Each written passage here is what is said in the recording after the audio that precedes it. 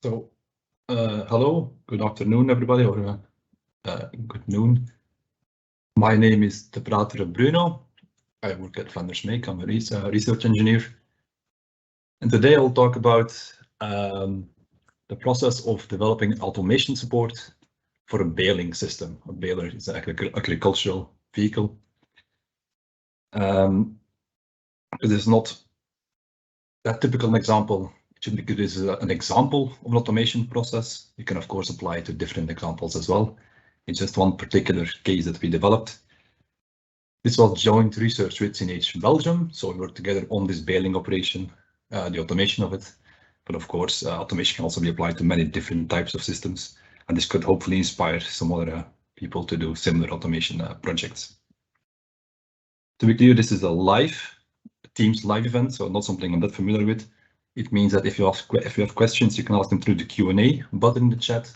I don't think you can interrupt me, even though you might wish to, but so you can always ask questions that way. So then on with the actual content. So as I said, we'll talk about automating a process.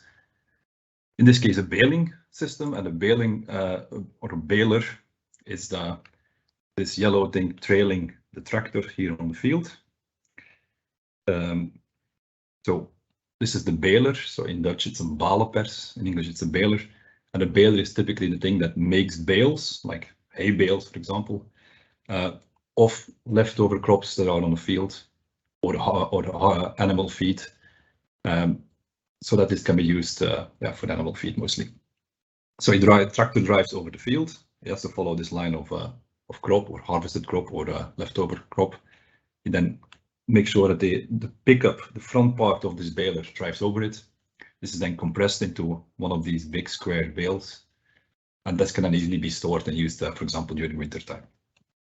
And this process is called baling. So this is a baler, and those are bales. So this word will be used quite a few times. So make sure that's clear.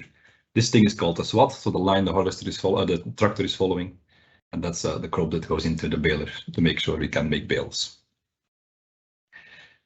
So hopefully this is somewhat clear. That's the baling process. Then some more pictures of it. So this is baling of straw. You do see baling of grass. We do different types of materials, different types of conditions. But in the end, it always boils down to tractor having to follow a certain line of crop. Here you can see the green line of grass that's mown, making sure it enters the baler, and then making sure you do so at the center of the baler and at the desired speed and the desired settings of the baler, so that they get good bales at the outcome that can be used well by a farmer and are easy to store, easy to transport, have good consistency, don't rot during winter, no humidity, all these kinds of properties. So this is the process itself. So why do we want to automate this now? So in fact, agricultural sector is quite a growing business. So population as a whole is growing, more demand for food. And in fact, the amount of experienced drivers is not growing as quickly. So if you have to do a baling operation, so there's a tractor that the driver is in or the operator is in, he has to navigate the tractor, he has to make sure he stays on the swat, he has to make sure he doesn't end up in a moat or on the edge of the field. He also has to make sure he doesn't hit an obstacle or so. Same time, he has to control the settings of the baler, so just the pressure in the chamber, pickup settings, different things that he has to do. All of that at the same time, and at the same time also making sure that the quality of the bales that are being produced is up to standard, so that he has good bales and is driving quickly, not wasting time. This is not an easy task, so experienced operators can do it, but you see a really big difference in quality, productivity between good and bad drivers. So this is already a good sign to indicate that you could either try to help these bad drivers or even help the good driver a little bit, because there are obvious things that could be done to improve quality of bales, as they're being made now, unfortunately, way too often. So the goals are then to basically mostly help the novice operators to make sure they can drive a lot more easily, get good outcomes, and even where possible help the experienced operators.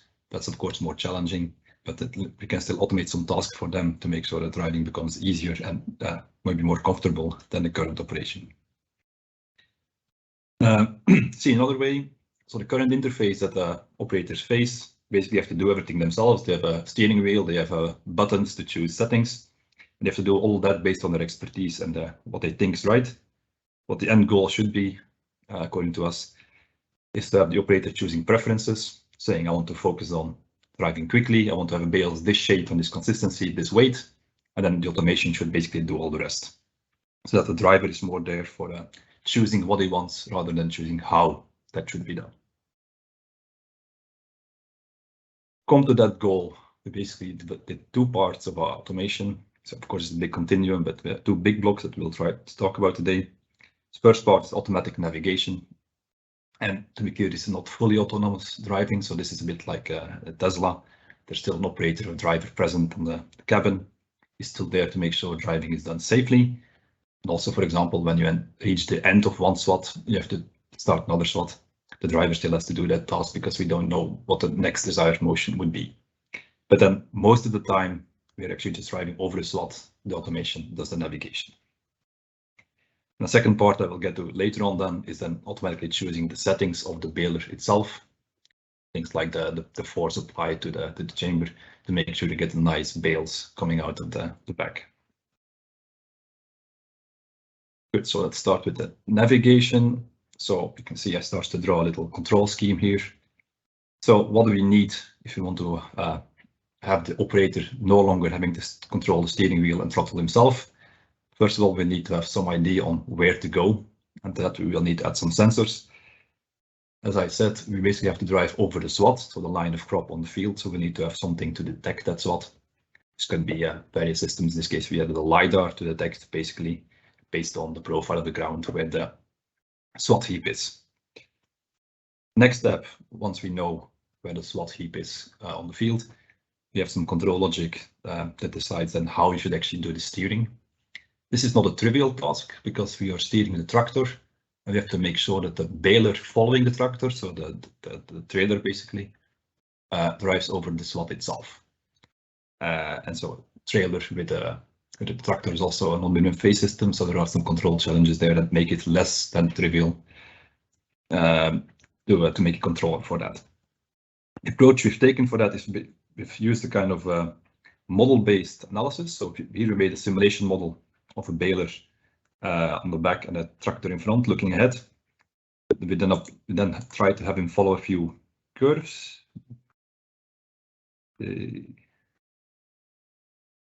So now you should see the motion. So this is an optimal tractor driving. So you can see the back here, the trailer. This is the pickup. SWAT should be going in there. So all the crop should be going in at that point. So that's the point that should always follow the black line, which is the target line. And then the tractor itself is actually just driving around, making sure that this is done. You can see that the tractor itself doesn't necessarily follow the black line directly. Sometimes it does a bit of steering to the left or to the right to make sure that this point goes in smoothly. So we've done this for a few scenarios. Then basically we get the optimal outcome. So we make sure this is the best we can do given our model. And then we basically looked for a simpler control law that does more or less the same.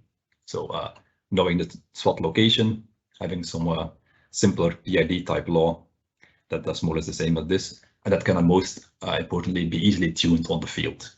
So you don't have a complicated optimization routine, but you have just one or two gains you can just apply on the field, tune on the field based on expertise or observed effects. And we also then just did that and tuned it. So the model-based approach was mostly there for offline getting insight and getting a control structure. But then afterwards, we end up with a simple alternative one that we can tune on the fly. So that's for navigation. Steering wheel. Then the other part of navigation is the speed. So driving fixed speed is easy, but not exactly what you want. Because in this case, you want to maintain the feed rate. The feed rate is just the amount of crop that goes into the baler at every moment in time. So if the amount of crop on the field varies, we will also vary our speed to make sure we get a homogeneous amount of crop going into the baler. There is a bit of a trade-off there because we do want to avoid accelerating and decelerating too often because that's very uncomfortable for the driver. So both of these are done.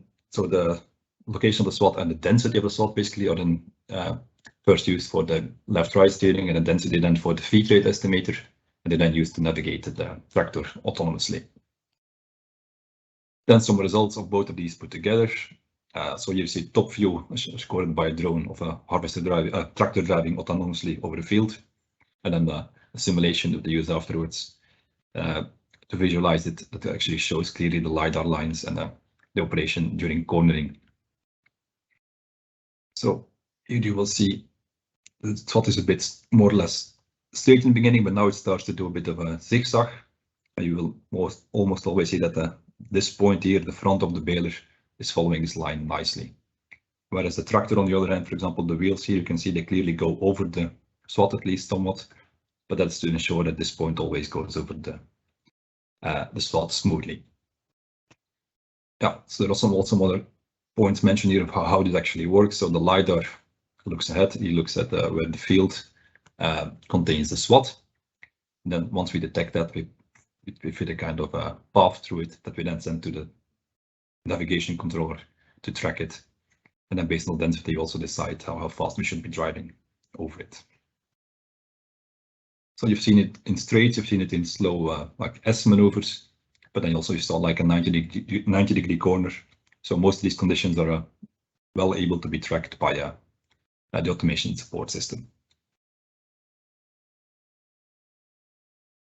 So the driver is still in the cabin, still has his hands on the wheel for in case it's necessary, but most of the time actually the automation does the steering and the navigation by itself.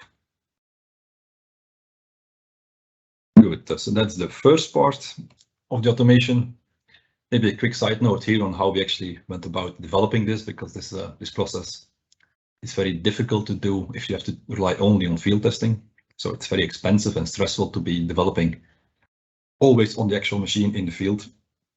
Also, farmers are not happy to do this, of course. So we focused a lot on preparing beforehand. So which means in this case simulation models, model-based development. So we make our controllers beforehand. We use MATLAB Simulink for this, and then we can, in already MATLAB Simulink, we can simulate what would happen if you would apply it on the real system by using emulator models. We try to always make sure that we use the same kind of control blocks that we use on the real machine to make sure there are no two variants of the same block, but actually just one block that we can test offline and then online, both in open loop and closed loop modes, so that once we actually go to the field, this is very efficient. The amount of surprise that you encounter are very low, and it's basically just as expected during simulations. And of course you have to tune, because in simulation you don't have the exact machine available, while in reality you do, but at least most of the choices have been made before, and most of the code has been tested for compatibility and operation before. So this is not something specifically for baling. Of course, it's a general good way of working that we're also very happy to apply whenever we can to save time and money. Good. With that, we can then jump to the second bit of the automatic operation of baling or of balers. So the first bit focused on the navigation, which is the tractor driving and steering. Second bit is actually setting the parameters and the controllers for the baler itself. So the amount of force applied to the bales or the crop inside of the baler in the back. What is typically desired there is to have homogeneous bales at specified weight. So farmers would really want to be able to say, I want to have a bale these dimensions and this weight, because the weight then determines like the density of the crop. Today this is not possible at all, so they just do it manually by setting forces and so on, but they actually the weight cannot be directly impacted at all. So I think this feature would be very useful. But in order to do that, like before, if you think about the control scheme, we would need to have some kind of feedback to do this very well. So there are two big challenges then to make a feedback controller based on the measured weight. So first of all, baling is a very slow process. So there's a scale measuring the weight, but it's at the back, so somewhere here. So you can see a bale here, but in fact there's already another bale being made there and a third one in the chamber. So you can measure the weight, but it's a very slow measurement. So it would allow you to measure with a few bales of delay. As a consequence, it would be very late in actually adapting and getting to the right weight. Another issue is that there are actually multiple combinations of vehicle speeds and settings that could yield the same bale weight.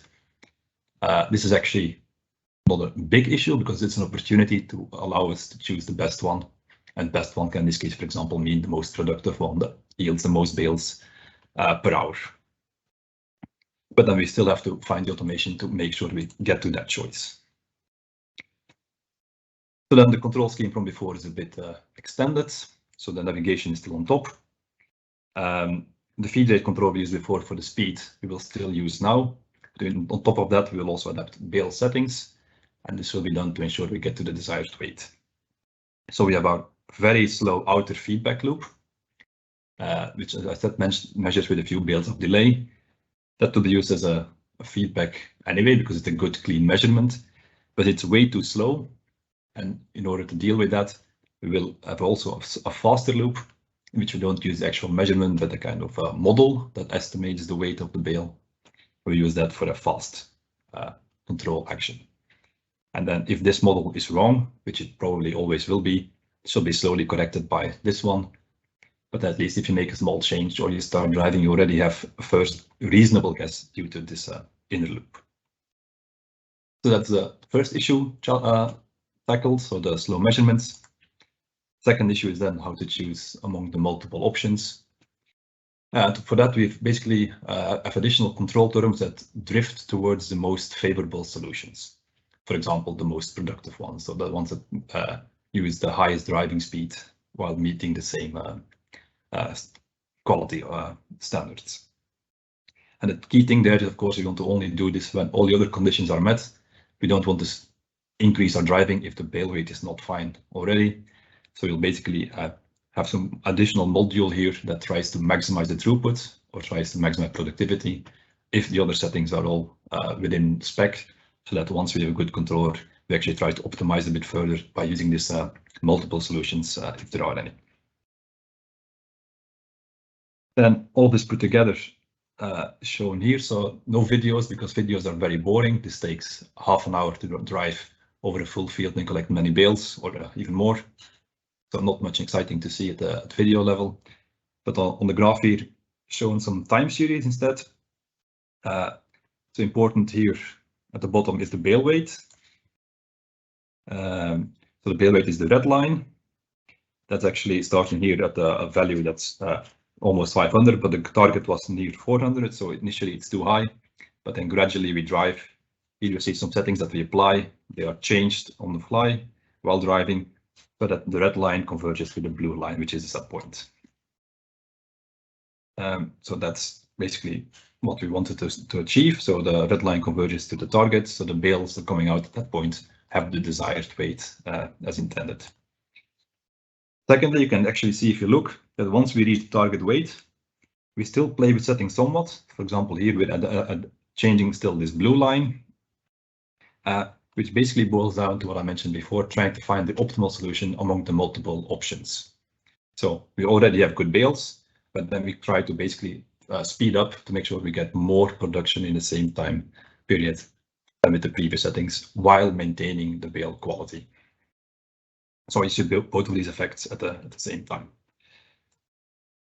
So this is basically what the automatic bale setting support delivers. More or less what it's in line with what farmers expect, having the good bales of nice weight and then being able to choose how heavy they are. We also tested this a bit compared to alternatives. So here you see different types of controllers, and the black ones are the ones we developed. Here you can see the productivity basically, so the tons of bales per hour. You can see that we can get to a higher level than with the other alternative systems. Expressed differently, you see that liters of fuel needed per ton of bale produced. You actually see that even if you optimize this, so you drive a bit faster, for example, to get more bales, actually the fuel used per ton of bales is lower. So this is not necessarily a bad thing. So in the end, we can get very good bales. Quality is on par with experts. We can choose the bale weight, and we can actually choose a bit like how fast we drive, how much productivity we focus on, even maybe saving fuel at the same time.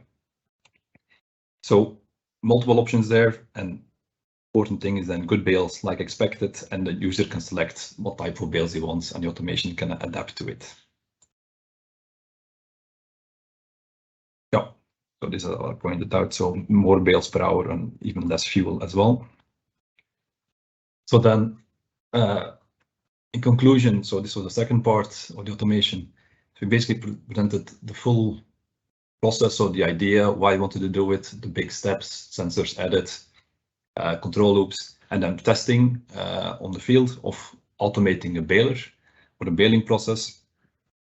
As that is an example, other applications can also be automated, or some of them can. This is a good example because it's very multidisciplinary, so different techniques are needed, different pieces of hardware, software, lots of integration, and critical thing, actual field testing. So this is not just a conceptual study, but done all the way to the end. And it's also interesting because it's pretty successful, the outcome. So the system works. It's also been awarded a medal for innovation. So this was a very good outcome. So we're also pretty proud of the outcome. I'm very happy to have worked on the project with CNH at the same time. And I hope it can inspire others to also consider automating processes or setting up other projects. Good, so that concludes my part of the talk. So I'll be very happy to answer questions if there are any. Could be there's a small delay, so there are questions. Could take a minute before I see them. Otherwise, of course, you can always contact us. And also this recording will be available on our website, or the recording of this Teams meeting will be available on the website as well.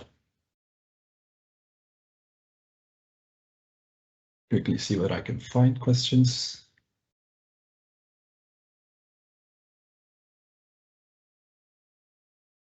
I don't see any questions yet, so it could be that there haven't been asked any, or that they're still coming. I'm not sure, so I'll wait a minute.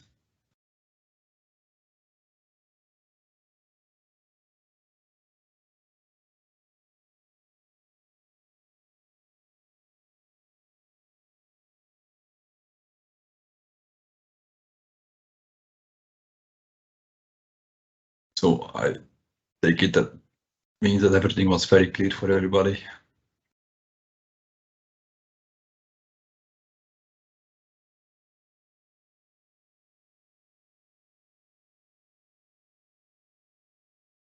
Okay, so I don't see any questions. So I think, I see a question coming in. Yeah, so that's a interesting question. So how will this be put to market? So this is, yeah, so Flanders Make, we are a research institution, so we helped CNH on this project. We're still helping them slightly with this, but this is mostly being led by CNH, the process of bringing this to the market, because it's very well, the result is pretty well. I think they're looking into how they will bring it to the market. I think they're following multiple approaches there, but I think it's more up to them than to me to divulge the exact plans there.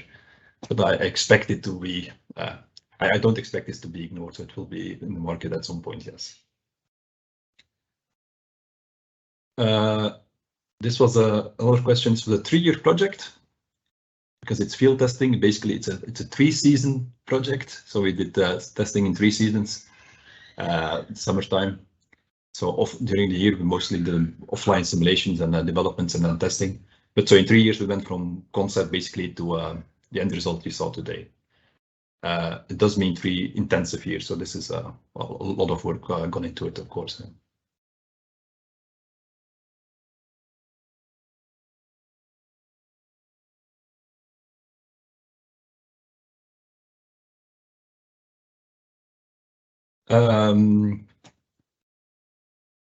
So another question was about the control development. So we didn't go from an offline model to an online PID. We went from an offline optimization-based controller to an offline simple PID.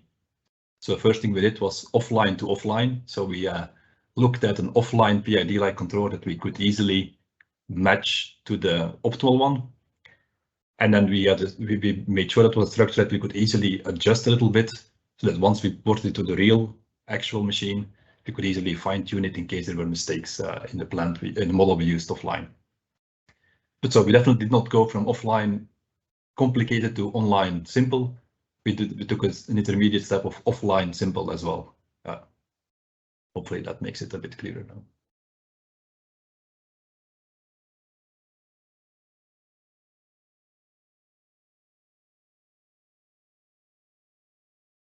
Okay, I see praise coming in as well. Nice to hear, of course, thanks.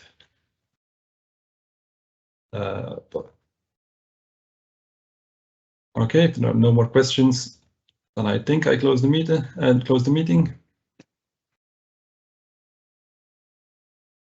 And as I said, it will be available on the website as well, the recording of the meeting. So thank you all for your attention, and hopefully we get a chance to talk about it once face-to-face. Bye.